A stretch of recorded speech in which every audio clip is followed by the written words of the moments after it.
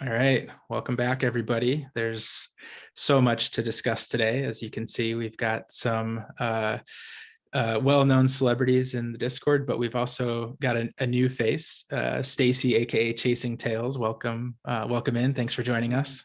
Thank you very much. Yeah, as everyone's well aware, I think your presence is known in the Discord. I love your ability to extract the alpha from David and the team on the AMAs. So keep up the hard work there. And I would also note that your meme game is on point. I have a feeling that you'll represent the Plunger Gang well as the Juicy Bunch start lobbing the shit talk your direction. So keep fighting the good fight there. Yeah, thanks. There's definitely some work to do on those gifts. Yeah, that's right. Sure. Oh yeah, Plunger Gang official pledge gifts. Yeah. Suda, welcome back. How have you been? I've been great. Yeah, you've been very busy. This close to holidays, like yeah, I can see it. yeah, one eye on the prize. When work is done, I'll probably be able to work on the video. And you've got an extended break, right? I mean, you'll be out for more than just a long weekend. Yeah, I have like 5 weeks annual leave that they don't want to pay me out. So they were like, you have to take a holiday. I was like, okay. It's for your own good. Well, amazing. You deserve it. Well done. Hey, Phil, how are you? Yeah, really good. Yeah, really excited. I've been talking to Carmen about the final details for the glitch unboxing. So that's really exciting.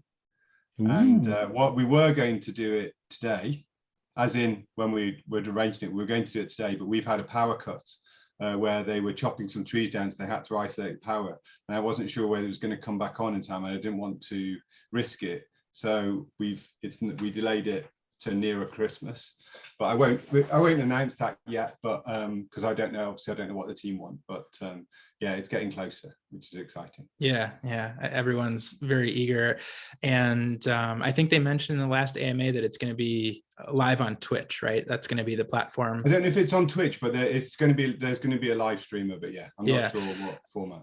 I think Nova was quite excited to say glitch on Twitch. It's so catchy. Yeah, I like that. Yeah, it'll draw quite a crowd. Well, anyway, there's so much to discuss today. It's a special episode, obviously, because we've got Stacy with us, but also it's, this is not my normal fashion. For those that are listening, I've got a very ugly Christmas sweater on. It's beautiful.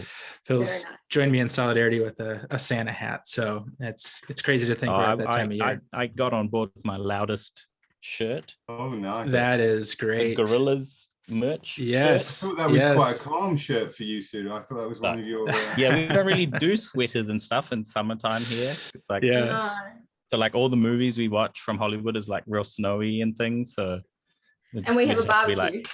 Yeah, okay, don't rub it in, guys. Yeah. Nice. Well, I'm sure we could fill at least 2 hours worth of discussion because so much has happened since we last spoke. But I think just for the sake of getting people caught up on who's who, Stacy, could you share just briefly how you got into ASM and what attracted you to the project? Yeah, sure. So I'm pretty new to crypto and NFTs. Crypto was probably only July I came in, and NFTs probably August. And it took me a wee while to find Fluff World. That was probably in about start of October, I think I found Fluff World. And then obviously I found ASM from that. So Altered State Machine is the first project that I've come across from sort of the start, or been in a white list or not having to pay. Yeah. And have you found yourself spending more time on ASM than you have on Fluff, or is it pretty evenly balanced in terms of where your interests lie? It's pretty evenly balanced, I think, depending on what's going on. There's a lot. There are different kettle of fish. But the more I delve into ASM, I think the deeper you end up going, and every time we have an AMA or something like that, I think my mind gets blown a little bit more about the scope of what could happen. Right. So, but I mean, anything that these guys are working on is just, you know, their tentacles go far and wide into lots of different things. So I'm kind of following along and consolidating other projects that I got involved in so that I can spend more time in this sort of ecosystem, because there's not enough time in the day to play in all of the discords and keep up with everything as well. It's really a challenge. Yeah, there's only so much time in the day until we can get the AI agents to start doing my real life work. Yeah, exactly. Then I think you'll be limited bandwidth. Well, you know, I think of all the things that have happened, there's one place that we really have to start that everyone's asking about, and that's what's up with the Plunger Gang, or is it Plunger Posse? So who wants to take that one? Go on, Stacey. You're the queen. Leader of the Plunger Gang, chasing tails. But the honest answer, answer, I'll give you the honest breakdown. It started off as a joke. As all good things do. To find the most ridiculous accessory that was around to divert people from taking all the puppies. And don't give away that, Alpha. Wow. Oh my goodness. Oh my god. The secret puppy. The secret puppy. And it worked, now dead. But you know what? I like Plunger better than puppy now, just about. I see the old. Yeah, I've got it. Yeah, very clever. Yeah, so double head fake. Well, they're a lot more rare than puppies. So yeah, you know, it's a lot more of an exclusive club. But it sounds like it was really destiny. Yeah, 100%. And I mean, there's a lot of good puns that go with plungers. I mean, Pseudo's pulling them out left, right, and center. yeah. It's been. I have to think about it, and then I go away. You know, it's like those thoughts that come out, and then you have to I have to save that for the Discord. Yeah, I call those shower moments. You know, my most creative moments take place when I'm in the shower. I'm like, ooh, that's a good one. I have to get out now. Halfway through. That's a good one for the Plunger Posse. I need to save that one for the Discord. Yeah. So I have a bit of an admission as well. I fully intend to join the Plunger Gang first, but I have 2 juicies, just the way that it rolled. So technically I'm behind enemy lines here, and I need to talk to, who is it? Is it Brian McFluffster, who's been the most vocal about the juicy squad? I think so. Yeah. Well, I'll have to. I feel it must be. Yeah, I'll get his thoughts on it. He's Brian Ginny. He's juicy. So you know, there's that lore coming out from him. Yeah. Well, since we last spoke, the great unboxing took place. So what's everyone's experience been so far? I'll go. Oh yeah, you go. Yeah, I've only opened a couple of mine so far, and it's been I'm stoked with what I've got. I don't have anything particularly rare or anything like that yet, but I'm saving a couple to open for Christmas Day for myself. That's great. That's a really good plan. Yeah. Hopefully gas is good on that day, because that'd be super annoying. Yeah, well, we'll see how people are in terms of what they're spending their time doing. You'd hope it'd be low on Christmas Day. You would hope. I would think so. You would hope. That's unless Santa is dropping an NFT series that day, then you might have some gas wars. Yeah, true. And Suda, you've made your way through your boxes. Have you been pleased with everything that you're seeing, or it seems like it's been a really smooth experience so far? Oh yeah, I've actually sold most of my OGs because I'm chasing hobbies, right? Yeah. So that's my whole game. I don't know why. Like, I literally have zero reason to be chasing hobbies. It's a hunch. Yeah. But you need a mission. Your name. You should have Chasing Tails, Chasing Hobbies. Chasing Glitch. There you go. There you go. But yeah, so I've actually got rid of 5 OGs. Okay. And got every hobby except for an assimilated. Because families are also hobbies. There's like 1, 2, 3, 4, 5, 6. Wow, 6 you're doing actual well. hobbies. All right. That's really good. And I have that ghost 666, who's Yep. just an original, but that's like my OG. That's like the underworld guy who's But like, you I didn't don't get need rid no of that special one, right? powers. That you held on to that one. Yeah. And Okay. I've got Phew. the other chrome gold ghost. Yeah. So that's my like angel and demon team. Amazing. Amazing. I love that. Yeah. I saw then you I post think- that. It was great. Yeah, that's where I'm heading. And then I really want like a team of little benders, like just slightly different from each other. Mm, Like a bender kids team. something like nice. that. But I those like will all that. be original, but with traits. Yeah. So Nice. Oh my God, you put so much thought into this. Remember when you were talking about the flags and your different strategies? That's and I was right. like, I haven't given this any thought at all. Amazing. Yeah. What about you, Phil? I know you've had quite a bit of work in front of you in terms of unboxing. No, It sounds like the unboxing. I love the unboxing. I think it's interesting because I'd say my favorite character I've unboxed so far is a holographic superheroine, which is amazing. But I love some of the really simple ones which are like original, non-morph, no fancy traits, and just have but just look so cool. And you think, I don't think I could have created something that cool myself. Although hopefully we'll have a chance to experiment with that. But to know that all of a sudden out of the box, out of the 500 million options, you get some and you think that's really cool. And then I find it so hard to think that this is stupid, but to think that you'd pay any more attention to a fabulous or a holographic or something than you would to the cool little orange dude with the little white eyebrows or whatever they've got. I think it's amazing. I think that's what I'm most impressed by when you start unboxing. Like we've seen a few projects, again, not putting shade on other projects, but where there's a lot of similarities and a lot of samey. And obviously the nature of this project is, there's 40,000, there are a lot of similarities, but it never really feels like that. It doesn't really feel like, oh yeah, I've got, the ones I think I bought a few and I've got at the moment about 100 and they don't look the same. There's none where I think, oh yeah, they're similar. Obviously you can make some of them look the same, can't you? But I can't wait to the point where I start delving in and really looking at them and comparing them and thinking who would be good on a team together, pairing them with some nice juicy brains.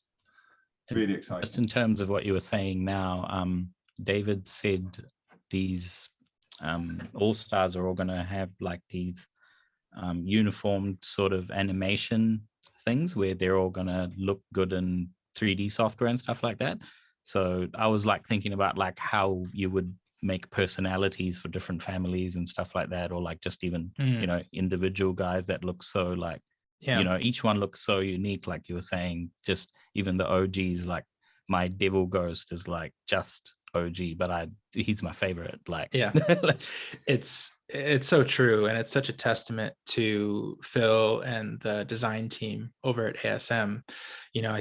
On AMA 8 they started that session walking us through their design process and how they start small and build out essentially this universe of creativity from there using these primitives. And here we are weeks later interacting with it, and it's gone swimmingly. And I love that.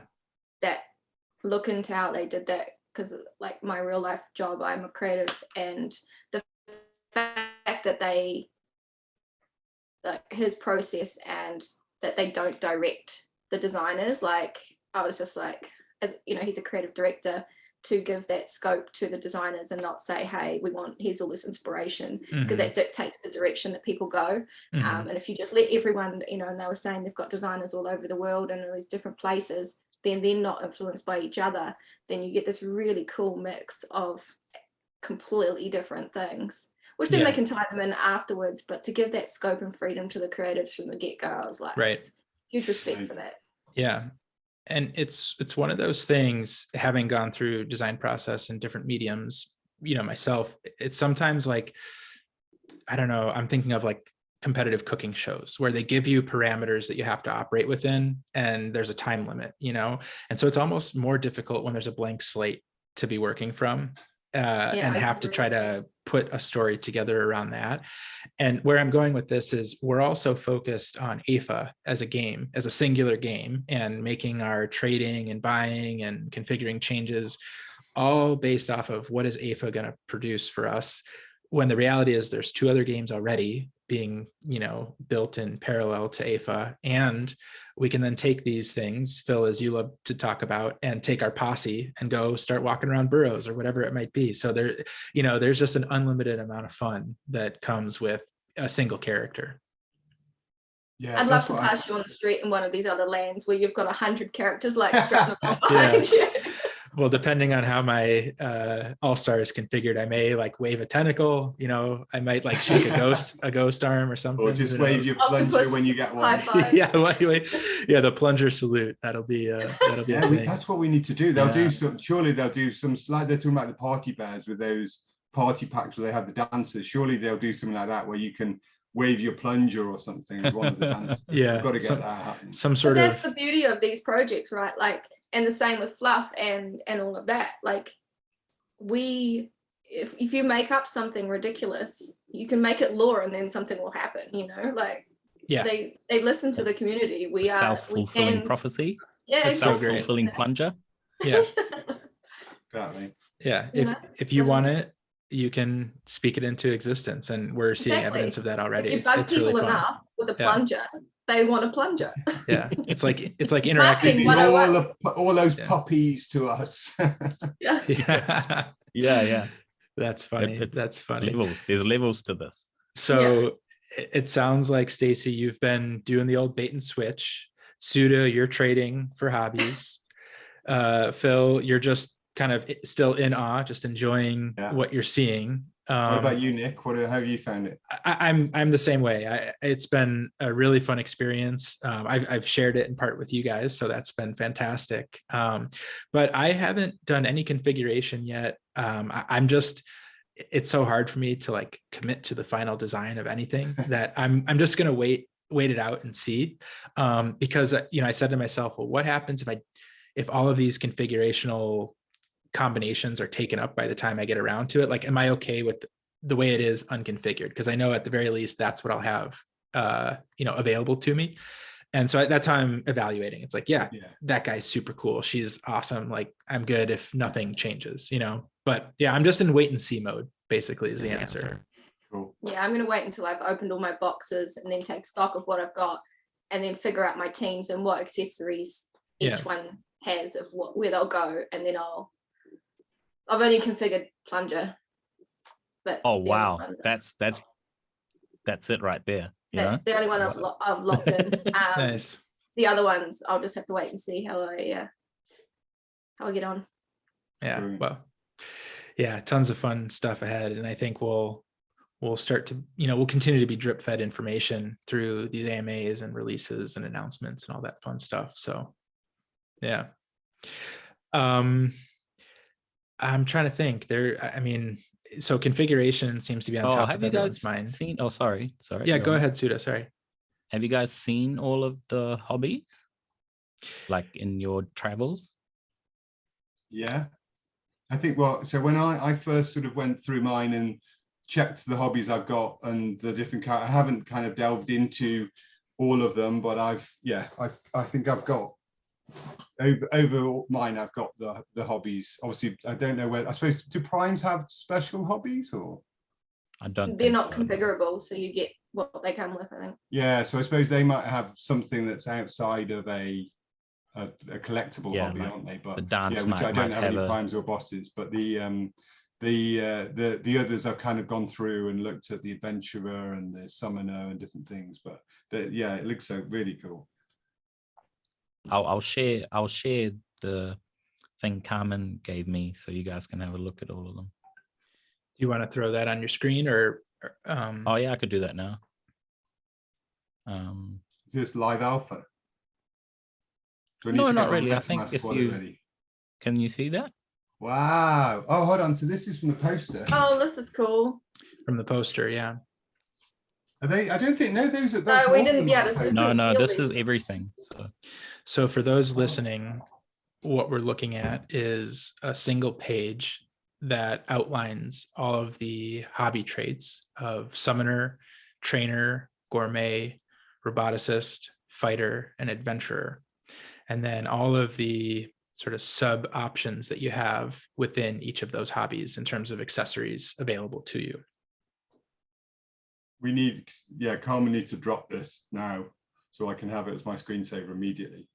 That's amazing. Yeah, because this is like, I've got all of these now traits, because I think how spawning will work, because I think we're using the jargon breeding for brains and spawning for all stars will be these traits, right? So I have all the, like, I'm basically chasing traits.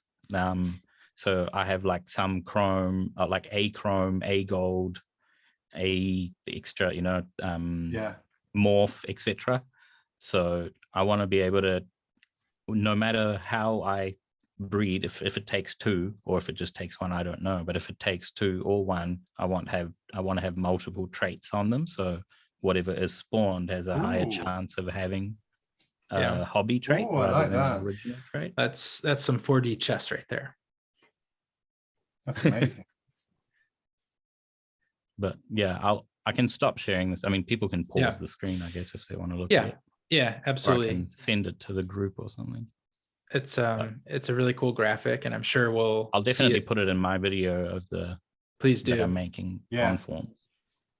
Yeah, very cool. There's you know, it's one of those things where you just realize that there's so much to learn, and we're all just so focused on the penny that's right at our feet. You know, it's hard to pick your head up and realize what we're about to experience. We don't really know anything about stadiums, other than a little bit that they've alluded to in terms of how we acquire them. But there's been no sightings of stadiums to date, as far as I'm aware. Suda's laughing as if he knows something there, as if he's got some hidden. No. I was laughing because, like, how, you know, how you first get into a story and you just don't really care about the trinkets and stuff. There's like a, you know, like the progression of the story that's important to you, and then after a while, you know, you have kids running around like saying Wingardium Leviosa and stuff, so it's like yeah, that's where we're at. I would almost say we're at chapter 1, but we're really at the preface, you know, because the game hasn't even started yet. So what do we know? We're making it up as we go here. Yeah, amazing. I'm literally just imagining games, you know, at the moment, like, because when Nova and Vinny start putting together Unity altered education series, I want to be like ready, you know, right? And like, just like, even if it's just like a stupid little Bomberman game that I can make as my, you know, as a project or something that other all-stars can come and play or whatever. That'll be quite insane. I'm really excited to see that altered education series as well, specific to Unity. By no means do I expect to pick it up and, you know, start learning gameplay. I'm going to just be the one that's participating in everyone else's games. But what I did is I reached out to, on the Unity's page, there's like an advocates, or I forget what the term they used is, but it's basically people that go around and help new members start to pick up the platform. And I got 0 response. And so I'm really excited for someone with a backing behind their name to raise some awareness to it, so that we can get some help, because Unity seems to be so open about, you know, teaching new people. And we've already heard so much of that interest expressed in the Discord and the AMAs is, how do we start using Unity? How do I start building my own game? So I'm just so excited to see people express their creativity in new ways like that. Brilliant.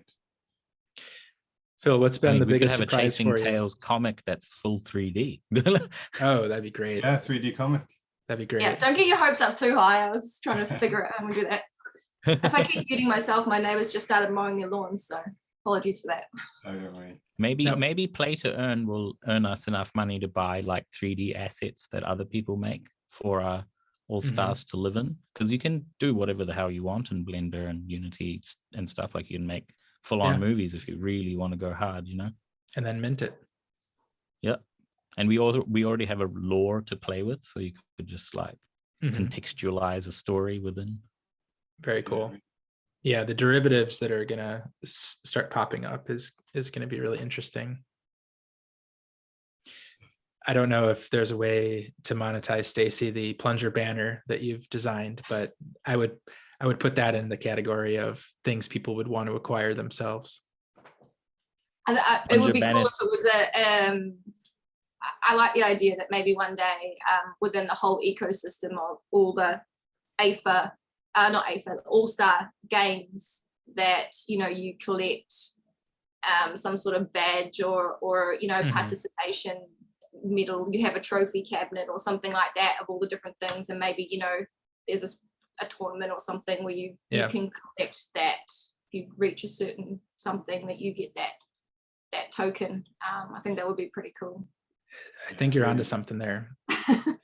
I love that. I can't wait for that day. That'll be cool. Yeah. In one of the previous AMAs, and I'm drawing a blank off the top of my head which one it was, but they were starting to introduce the concept of stadiums. And I don't know if it was Aaron or David with the response, but they said that if you think about your experience going to a stadium in real life, you know, there's the commercial aspect of it where you walk in, you want to buy you know, a sweatshirt or a t-shirt or some concessions, and then you get to your seat and you watch the actual from event. A gourmet trade guy. Yeah, so, you know, let's see what kind of shops pop up, and I think there'll be some outlets of creativity within those stadiums. So yeah, they've also mentioned, I think it was that same one, you know, like maybe there'll be billboards and that can be sold for advertising one day, you know, to brands and things like that. Like the scope is huge. Yeah. It's so exciting. We'll see how it goes. Nike will buy a you know, they're all about it. Yeah. What I guess, Phil, question for you. What's been your biggest surprise, or what do you think people are sleeping on at the moment, just in your observations? I would say I'm a little bit reluctant to say what I think people are sleeping on. I think they're sleeping on. You don't have to. Yeah, if you want to take action. Cool. I'm all in for shit. But I think they're sleeping on two things, and they're at the two complete opposite extremes. One is the like I mentioned earlier, the floor players, I guess, the ones where they don't have any, like the traits or the morph or assimilated or any, you know, zombies. They're just kind of your basic cool looking characters. I think that those paired with those with just, you know, a brain picked from random could be the best player of a particular game, whether that's basketball or AFA or whatever it might be. And that, I think, is mind-blowing to think that. And then at the other extreme, like I've talked about before with you guys, is the concept of the primes and the bosses, where, or even something like a, you know, a fabulous assimilated, or a, you know, one of the rare chromatics or something. But or the especially ones with in your box, perhaps. Yeah, exactly, maybe.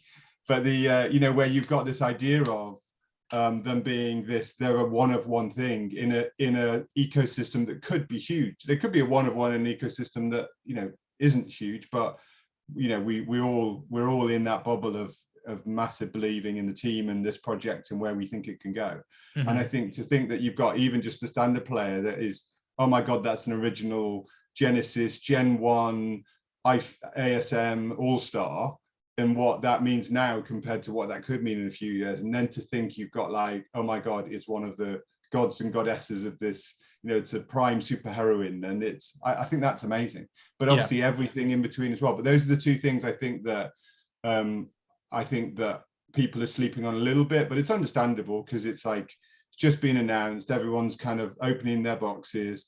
It's not like they're putting them to use in a game. They're not getting kind of, you know, it's, the community is strong, but it's the growth stages to come, which I think is a good thing and a positive thing. And I think the thing that I'd say has been most surprising has been, I'd say, the continual kind of, the team just continually bringing new stuff, like every like the AMA that I listened to on Friday night here, and you just think it was continual, it was more and more information, little kind of snippets of alpha, and just making your imagination realize where the world is, what they're seeing compared to the, you know, the little glimpse through the peephole that we're seeing in the project. And that's kind of that is spine tingling to think about.